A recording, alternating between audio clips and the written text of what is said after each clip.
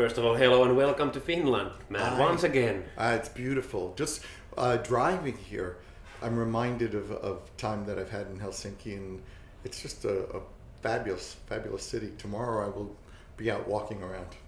So obviously you are on the end of the road, like farewell tour. So Yes. does it bring like a lot of memories back into your minds when you are playing these places? Some of them for the last time. Yeah, some. I don't get. How should I put it? I'm not sad, and I'm not nostalgic really. I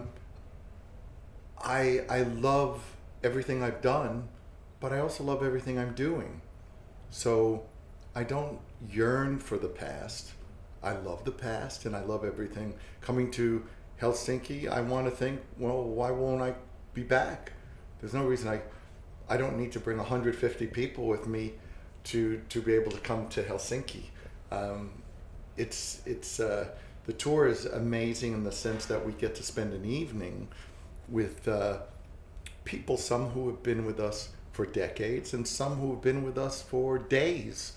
But I think it's a victory lap, so to speak. We get to go around the world with our hand up in the air, fist up in the air, and proud of what we've accomplished with these great people.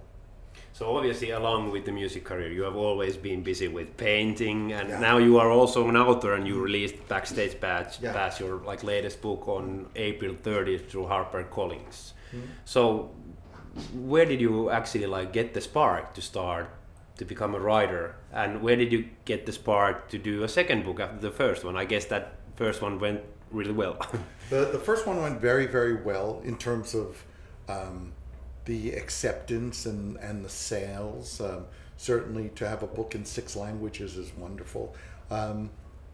But for many, many years, probably decades, I had no interest in writing a book, because to write a book about who you slept with or that kind of stuff, who you dated, it has no worth.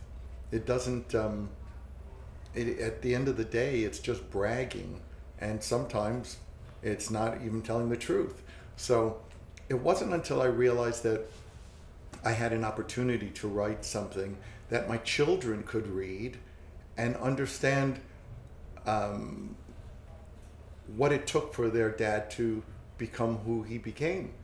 So obviously I have young children who it's not appropriate for, but my oldest, the first person who read my first book, Face the Music, was Evan. And he just had a big smile and went, it's your voice. So that was really appealing to me. And what I found was that many people were inspired by the book. And maybe... Was that like the reason why you kind of wanted to do the second one, that it Yeah. kind of sparked that? Yeah, I had no intention. I didn't know what I was going to do for a second book, how I would ever do a second book. But the first book, I think my philosophy is I don't want to have secrets. When you have secrets, you cut yourself off from people, and you don't allow yourself to find out that you are much more like them than you think. So I try to tell who I am and what I've been through, and in that way I think people see that we all go through the same things.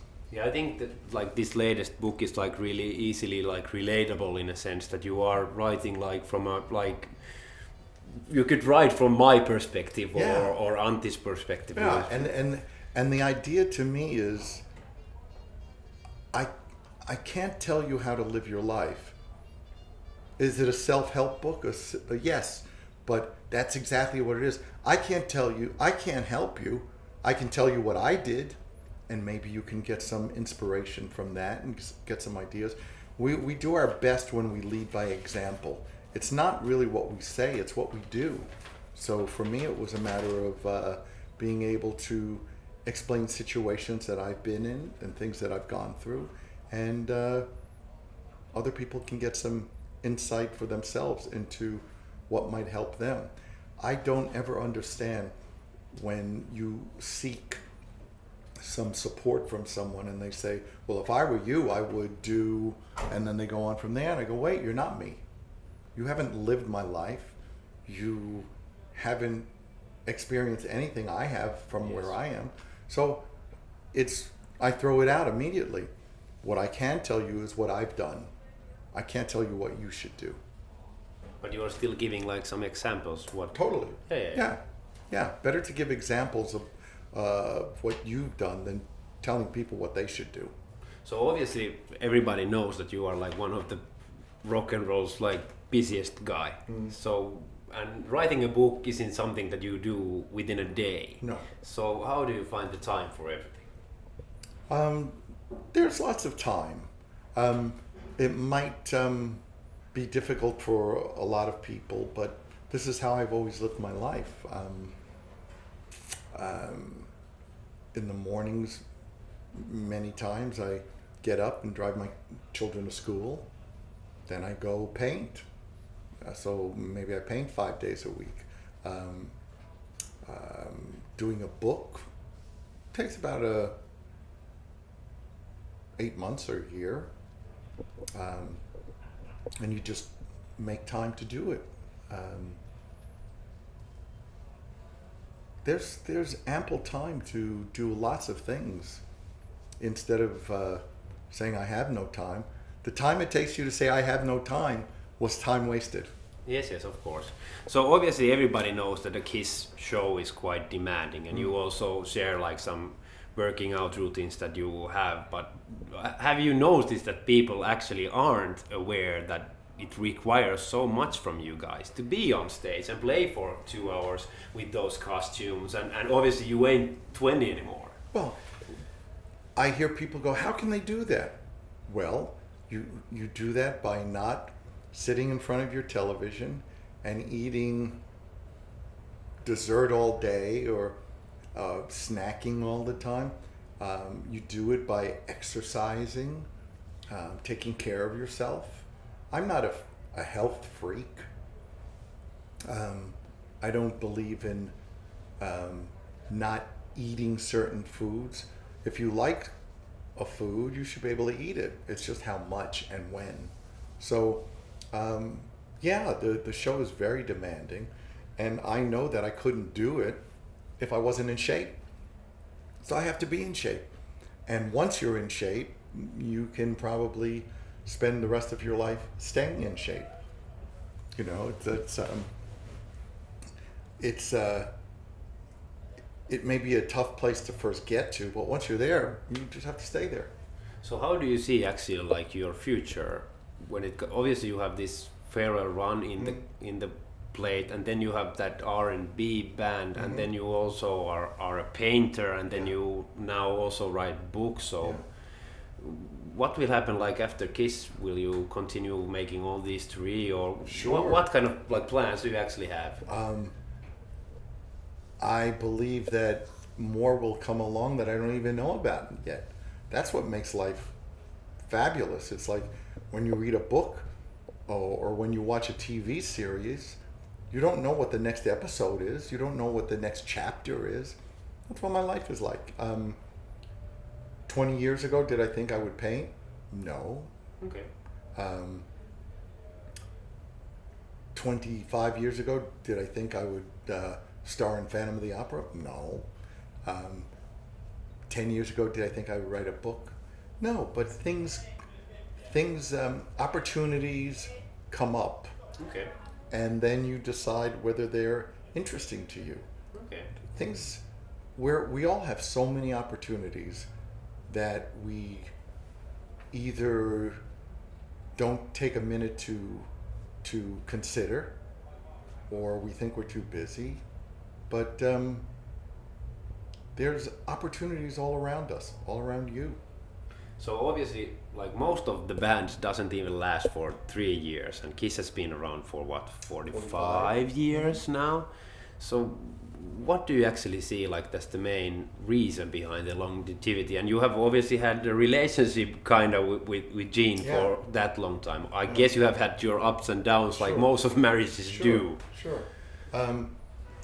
You have to have passion for what you do. If you don't have passion, as soon as things go bad, you don't want to do it. If you have passion, you'll want to save it, revive it, bring it to a higher level. I love what I do. So I could never imagine not doing it. And the reason it's lasted this long is because I love what I do. I've always thought of Kiss as my band.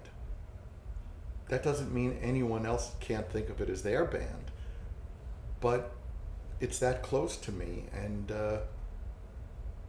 obviously that's the thing that you have been doing most of your life. Yeah, in addition to other things, but Kiss has been the gateway to so many things.